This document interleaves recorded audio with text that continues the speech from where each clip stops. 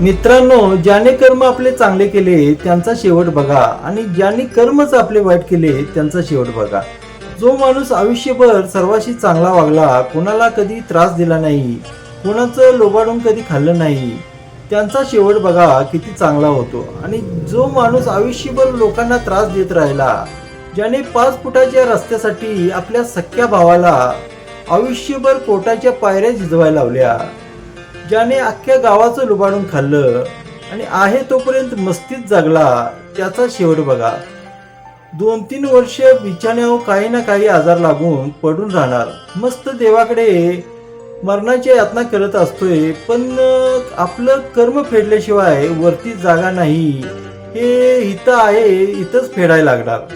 मित्रांनो, लक्षात ठेवा, आपले कर्म कधी चांगले करा, वरून कोणतरी आपल्याकडे बघतोय हे लक्षात ठेवा.